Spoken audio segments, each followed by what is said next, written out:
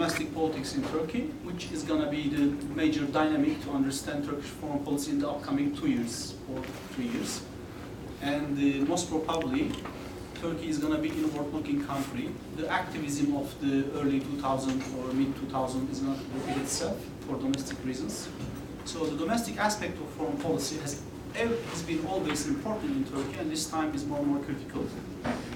First of all, let me clarify what is Middle East for Turkish mental mapping in foreign policy. Mental mapping. There are different mental understandings in Turkish foreign policy. One is Kemalism, the second is Islamism, the third is... So Turkey is made up different epistemic communities. Each epistemic community has a different understanding of global politics. There are some differences among the groups, but there are some similarities. One similarity is Turks exaggerate Turkey, for example. For some reasons, maybe it's a post-imperial trauma. Maybe it's because of a kind of inferiority complex. If you analyze the late 19th century literature on foreign policy, what Ottoman intellectuals wrote about Europe, you feel a kind of inferiority complex, which is very critical to understand contemporary Turkish foreign policy. Turks are proud of to see something happening about Turkey. For example, interestingly, you see Turkey wants to be part of any kind of organization around the globe. Turkey member of OIC, Turkey member of the European Union, try to become in, or Turkey member of or observer studies in African communities, so and so. There's a kind of activism. So this might be a recent reflection of this inferiority complex. I'm talking about this point because it refers to different epistemic communities. There's an Islamic epistemic community that has a different understanding of global politics. There's a secular, there's a AKP. AKP means the ruling party, Mr. Erdogan's, I refer. It's a different, for example. There's a nationalist perspective. We have a very strong nationalist Turkish and nationalist Kurdish party. Their understanding of global politics is different. So in this amalgamation, what Middle East means to Turkey, first of all, I should say that after the Ottoman Empire, there was a break. So Turks lost their intellectual capacity to understand Middle Eastern politics. So I can say that Turkey is in process of learning about Middle East. In other words, Turkey's experience in reference to Middle East is large and huge, but in terms of practical knowledge, in terms of Arabic, in terms of sociological dynamics of what's happening in Middle East is not their reach. So Turkey is in the process of learning Middle East, encountering Middle East, the local dynamics, differences, nuance, so on and so forth. And later I'm going to focus on that. Despite this limited knowledge of Middle East, Turkey has initiated a grand strategy which failed because of the gap between the knowledge, capacity, and realities of Middle East. First of all, it was 3 or 4 years ago, in international meetings or this kind of conferences, there was a kind of interest about Turkey because this so-called Turkish model, rising Turkey, so on and so forth, which waned, unfortunately, in the last 2 years. For example, I was in a huge conference on Middle East a couple of days ago in Prague. This time it was Tunisia, which is the star of Middle East because of the new constitution and new positive developments. So what happened? Why Turkey is losing ground vis-a-vis Middle Eastern communities, vis-a-vis global community? What's happening in Turkey? Which is critical to understand foreign policy as well. There are 2 interesting developments. The first is the domestic transformation that is happening right now in Turkey. After the late 90s, the ruling Justice and Development Party, AKP, Mr. Erdogan's party, came out as a synthesis party. In the origin, when you go back to early 2000, AKP was a party of different ideas. For example, the first Minister of Culture of party coming from socialist origin background. There were prominent liberals in the party. And I think the successful foreign policy was a reflection of that multicultural nature of the party in the period between 2002 till 2010.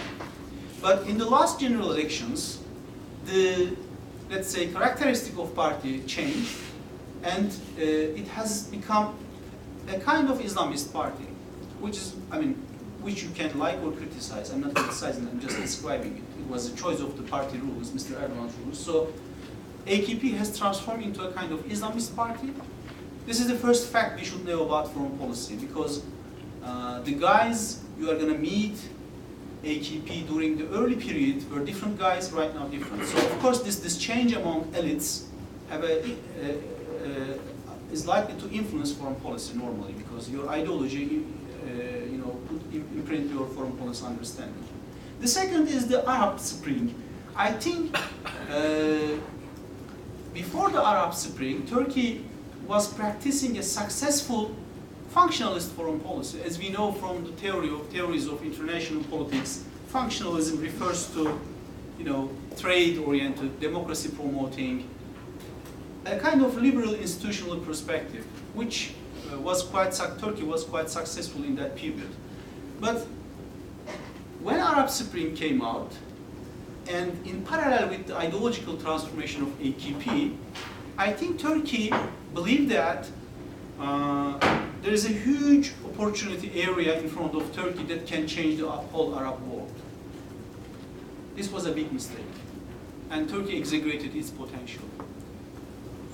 And we have seen its very negative outcomes in Egypt, for example, in Syria, or let me clarify, as of speaking, 2014 March, if you ask me, who is the pro-Turkish government in the Middle East? Maybe Georgia, maybe a little bit Iraqi Kurdistan. So the other regimes have some kind of negative perspective about Turkey right now. So this is mainly the Arab Spring effect on Turkish foreign policy. The actors of Turkish foreign policy failed to realize the balance between their material and non-material capacity and what they are going to do in the field in the Middle East. Let me focus on Egypt, for example.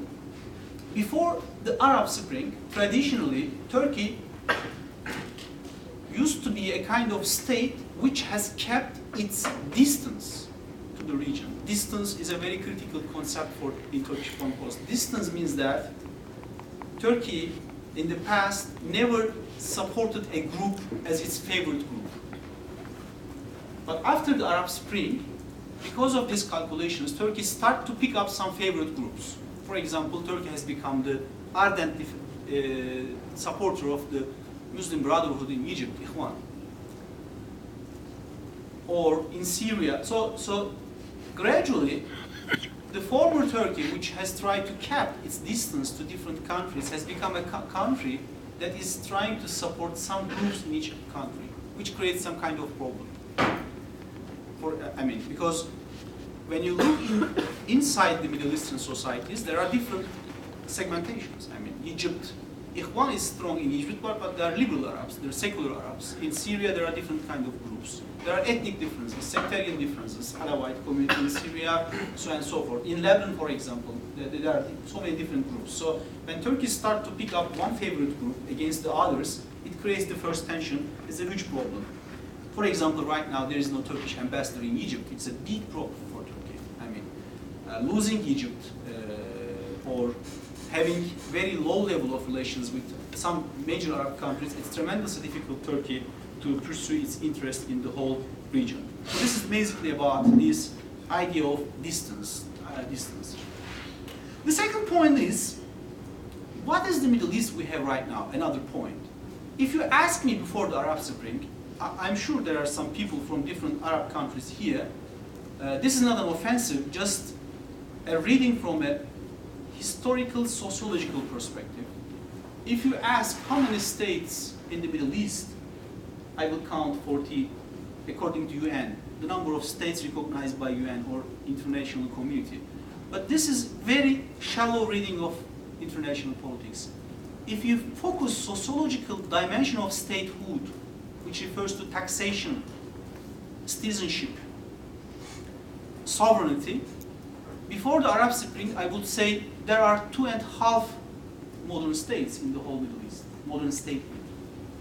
I'm not talking about culture. I have a respect for any Middle Eastern societies, but talking about state-society boundaries of modern statehood, before the Arab Spring, there were 2.5 modern state-like countries. The one is Iran, the other is Turkey, and half is Egypt, to me. This is my personal evaluation, which some may criticize. I welcome such criticism. I'm not saying the rest is not a state, but if you analyze Jordan from this sociological perspective, there are problems in terms of citizenship, in terms of boundaries, in terms of taxation, in terms of parliamentary, so and so forth, the role of parliament. But what happened in the Arab Spring? Iraq, there is no more Iraq right now. There is no Iraq right now. There is no Egypt.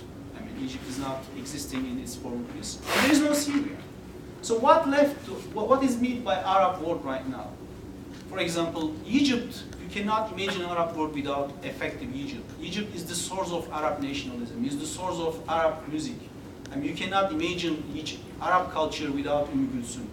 So, I remember, for example, all major books of Egypt Islamists, such as Sayyid Qutb, were translated in Turkish, in many other languages. But Egypt collapsed right now. Or Syria, for example. Syria used to be a major pillar of the Arab system. So right now, what is what we call as Arab order? This shows that there is a statehood crisis in the region, and Egypt, the collapse of Egypt in that sense, the collapse of Syria, the collapse of Iraq. That is why we have this activism of Qatar and some Gulf states with some financial capacity, but limited capacity. So, what is the outcome, major outcome of this state collapse? The Middle East became an area of sub-state actors. To me, you cannot analyze Middle East from international perspective right now, because international, let's say, mainstream international theories approach Middle East from state-oriented. Right now, you should focus on sub-state actors. There is no, for example, there is no Syrian public right now. What does Syrian public? There is no Syrian public. There is no Iraqi public. There are sub-state actors. This brings a tremendous question. If state is collapsing and sub-state actors are becoming prominent, countries who have capacity to proxy became prominent. So who have the capacity to create energy to influence proxies? The answer is, of course, Iran right now. I mean, so the collapsing Syria, there is no more Syrian state, there is no more, in that sense, Egypt order. So countries who can create chains of influence through that sub-state actors are becoming more dominant, no doubt. From that perspective, Turkey's power is also limited, because Turkey historically has been a weak actor to create proxy. Comparatively speaking, Barzani's Kurdistan region is the only proxy of Turkish foreign policy right now. I mean, if you compare Turkey and Iran, for example, right, in this case, Iran has Hezbollah, and Hezbollah is influential. Hezbollah's missile capacity is far more stronger than Jordan, for example. Hezbollah's linkage capacity in different parts of Middle East is far stronger than some other countries. Or Iranian, this networking influence in Syria is very, very strong right now. So states are collapsing, and then we are encountering a region where sub-state actors are becoming the key players. So you should reorient your foreign policy according to those different groups. You cannot formulate Turkish foreign policy of Iraq. Who is Iraq? There is a Iraqi president who is literally governor of Baghdad right now. I mean, he's not active in that sense. And we have Mr. Maliki, who is the prime minister, but following a very strict sectarian foreign policy right now. Because from a Shia perspective, which can be true, historically speaking, they believe that it's a historic chance, because in Iraq, for centuries, Shia people, the demographic majority, were ruled by Sunni minorities. So from a Shia perspective, it's a historic chance to guarantee some lost opportunities in the past. And we have the northern Iraq, where we have Mr. Barzani's Kurdish group. So what is Iraq to Turkey? And these three groups are in clash with each other, for example. I mean, in terms of oil, there is a problem. Some Iraqi actors trying to push their oil to the international system, which is worked, because approximately, according to some recent calculations, it can create some kind of $13 or $14 billion money a year, which is a big money. But the problem is how to arrange it within the Iraqi central government. So this collapsing state mechanisms create a huge problem for Turkish foreign policy. In this case, another point here is, of course, Syria, to understand Turkish foreign policy. Before the Arab Spring, Syria was Turkey's gate to the Arab world. In 2009, maybe October, I'm not sure, I went to Aleppo to observe the joint meeting of Syrian and Turkey's governments. I mean, in late 2009, it was the golden day of Turkey's and Syrian rapprochement. And it was an interesting reflection to observe a joint ministerial meeting in Aleppo. And I remember the high level of this friendship discourse during that meeting. Ministers are talking about each other like the same country. And you know, Turkey abolished and Syria abolished the visa system. And for almost a year and a half, 1 and 2 years, Turkey and Syria enjoyed a very interesting friendly period. But what happened in Syria? Turkey learned something. Friendship with authoritarian states has a limit. Syria was authoritarian. And during the heyday of Turkey's Syrian rapprochement, we were aware of that. I was frequently visiting Syria in those days. You feel that. I mean, authoritarianism is something like that. I was teaching, lecturing in Damascus University.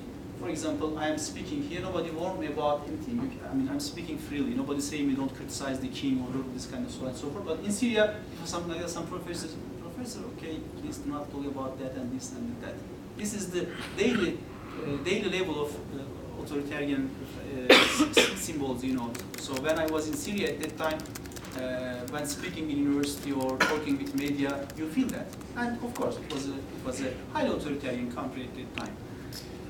But Turkey learned from that experience that, as I said before, friendship with authoritarian state has some limits. But when the Arab Spring started influencing Syria, there was the one problem. Syrian political culture doesn't have Hezbollah-like tradition. There is no Hezbollah in Syria. Or Syrian political culture did not produce PKK-like group.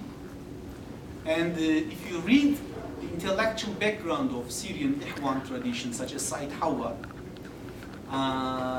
in theory they are very radically criticized. They were radically criticizing the Western system, Said Hawa mainly, but in practice they were peaceful. I mean, so Syrian system did not produce something Hezbollah or PKK. This is critical to understand the Syrian opposition right now, because when there is no PKK-like or Hezbollah